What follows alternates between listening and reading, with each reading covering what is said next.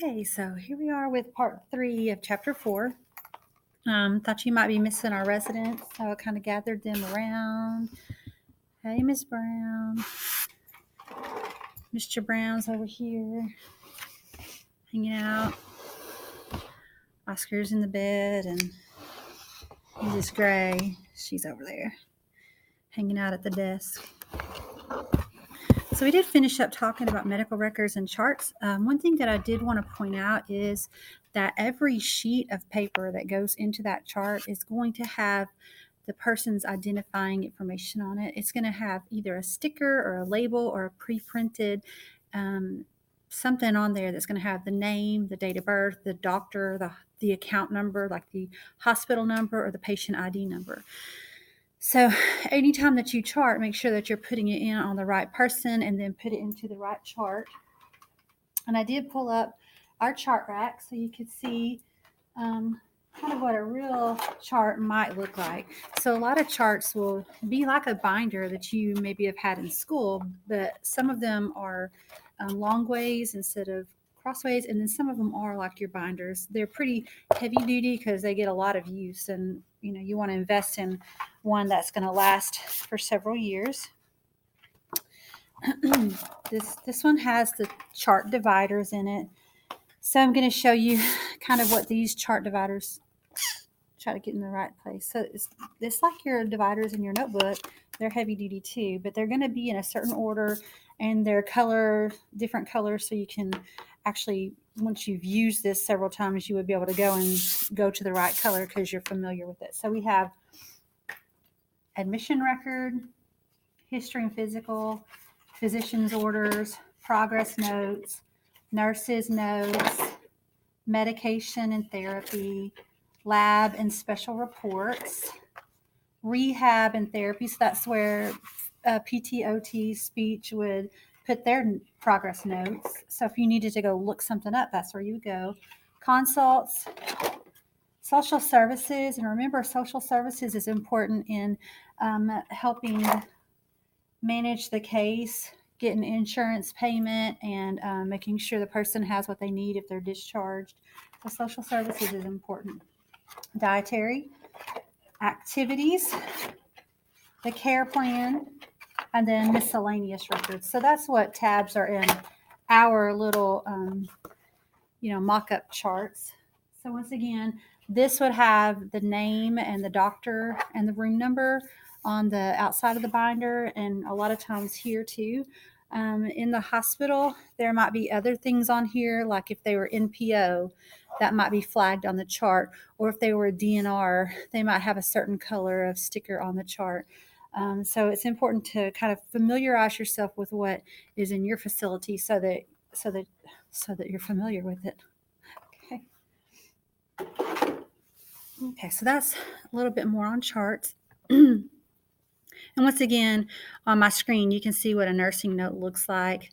You can also see that this nurse aide is charting on the point of care kiosk, and she might have something on here that looks like this ADL checklist. And what you'll see is when those nurse aides go through, they're just like, and they'll scroll to the next resident, and before you even know what's going on, they're finished charting because they've gotten so used to the procedure. Okay. So let's get back to our PowerPoint. Once again, there are two types of PowerPoints, two types of conferences. One is the interdisciplinary, and that's where we update the care plan. And the other one is problem focus, and that's when there is a problem, and those who are involved in the care come in and try to set goals and make plans for how to manage the problem. Okay. So, informatics. This is for recording and reporting because this is information that is either written or electronic, which is still written, but we have to have rules for it. We're going to learn about the 24-hour clock. We're going to talk about computers and other electronic devices in healthcare, and we're going to look at protecting the right to privacy when we're using these electronic devices. We're going to talk about answering phones in the workplace, and we're going to deal with conflict resolution. Okay, so reporting and recording, and your notes may be just a little bit out of order because I talked about them separately, I think. So, reporting, so giving a report, is the oral account of care and observation. So, this is when you tell someone, okay? And then recording, also known as charting, is the written account of care and observations. So, you have a question that asks, when do you report? So you should, let's look in the book real quick, because so here on this page, page 45, reporting, see it in green? You report care and observations to the nurse. You should report to the nurse at these times. Anytime there's a change from the normal or a change in the person's condition, you would report that to the nurse at once. So when do you report a change? At once, immediately, right away. Those are words that could fit there, okay? You should report to the nurse if she asks you. So if she asks you about a resident, then you should be prepared to give her a report. If you leave the unit for meals, breaks, or any other reason, you would give report to the nurse. And remember, while you're on break, someone else is taking care of your resident. So someone else is answering call lights and things like that. You should give report before the end of shift report. So the nurse is responsible for the end of shift report. So this is when, say, I've been there from 7 to 3 and now the new nurse is coming on, I'm going to give report to the new nurse. So before end of shift report, you need to update your nurse so that she's able to give that information to the next nurse, okay? We'll come back to this box 4-1. End of shift report looks like this. Information is shared about, just like we talked about yesterday or whatever day that was, what care was given, what care still needs to be given, the person's condition, and any likely changes in the person's condition. So I want to share with you about Miss Brown back here. Come on up here, Miss Brown. So Miss Brown has not had a bowel movement. We were looking at her records, at her flow sheets, and she's not had bowel movement in 3 days. And so that's a big deal for elderly people, right? Did your tummy hurt? So Miss Brown hasn't had a bowel movement in 3 days. So we noticed that. So what we did is we looked at her orders. I reported it to the nurse, and the nurse gave her, you just got the pill this time, not an enema. So she gave her a Dulcolax oral to help her. So what we need to do is we need to follow up and make sure whether that medicine works or not. Okay, so this is the care that must be given. We also need to pay attention whether she has a bowel movement, because she may need assistance or to be cleaned up. The person's condition. Miss Brown did complain of a little bit of stomach fullness, and she really didn't have a good appetite, and that's probably related to her not having a bowel movement, okay? And what we need to watch out for is, okay, she had something to make her go poop, so it's likely that she will poop. So this is kind of what end of shift report would look like. Those things are included, okay? Thank you, Miss Brown.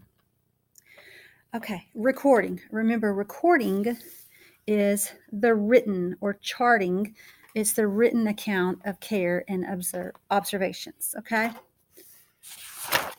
So when somebody reads your charting, they should be able to understand what you observed. Not sure why that's off. What you observed, what you did, and the person's response. So if we go back to Miss Brown, then there should be charting that determines what was done for her, okay? So when we read the charting, we should read that we observed she had not had a bowel movement in 3 days, and she was complaining of fullness and having a poor appetite. So what we did is we gave her medication, her PRN medication, and then the response would be whether she had a bowel movement or not. And so that should all be recorded. We should be able to understand and get a picture of what was happening during the time that we are discussing. That did make sense. But anyways, also you have to be careful how you record. You should always record only what you observed and what you did, not what you think happened. Okay, so it has to be factual when you record. Okay, medical terminology, and I think that in your notes we skipped over time, the 24-hour clock. You'll be okay. We're coming back to that. Okay, there'll be a separate assignment for that. So don't forget. But we do record in 24-hour clock. If we go back and look at that nurse's notes in the chapter, backing up, backing up, backing up. The nurse's notes are right here. And you see that there's 24-hour time right there, okay? One other thing to mention is you need to look at the rules for recording and reporting. And one thing also is electronic charting, because yesterday we talked about if you make an error, there's going to be a policy for it, how you correct that error.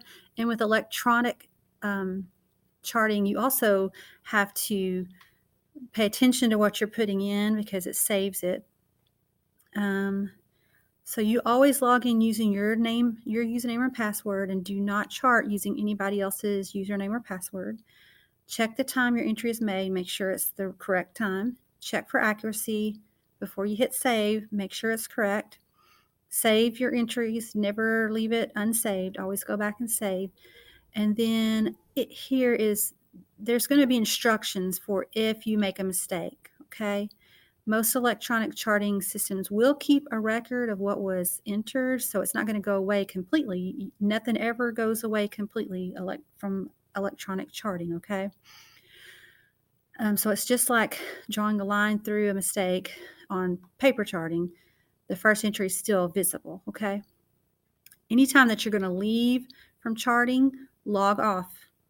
Don't leave it open for somebody else to chart, and follow the center's policy on privacy while charting. So I wouldn't want to leave the electronic chart open for other people to see, okay?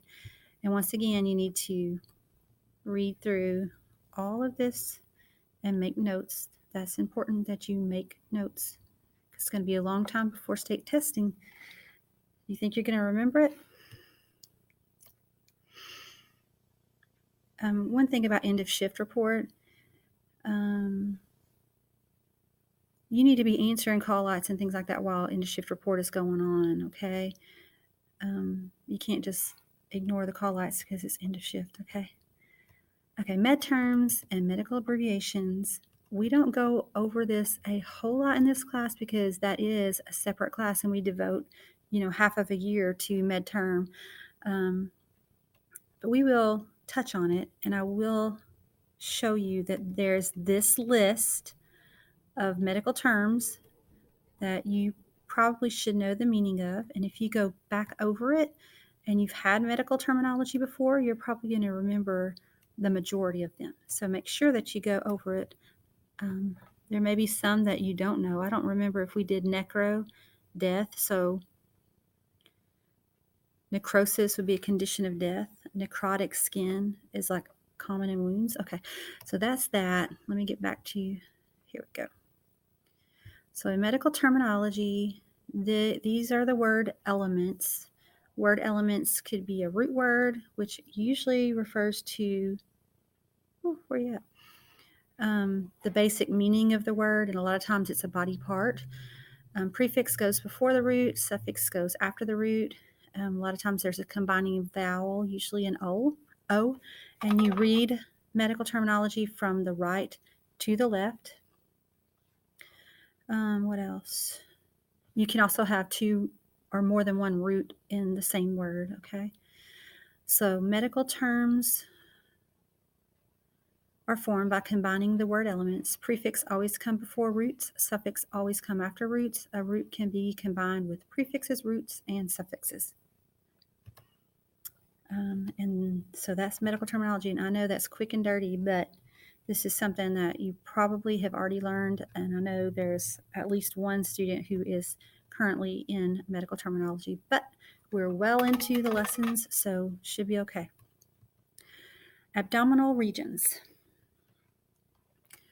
Okay, the abdomen, and this is a lot of terminology. The abdomen is divided into the following regions. The right upper quadrant. So if you divide the abdomen into 4 areas, right, crossing at the belly button, you're going to see the right upper quadrant right here. So that's the right upper quadrant. This is the left upper quadrant. This is the right lower quadrant. And this is the left lower quadrant. And so we document according to what quadrant. So if, and I can show you, I'm going to drop you over here.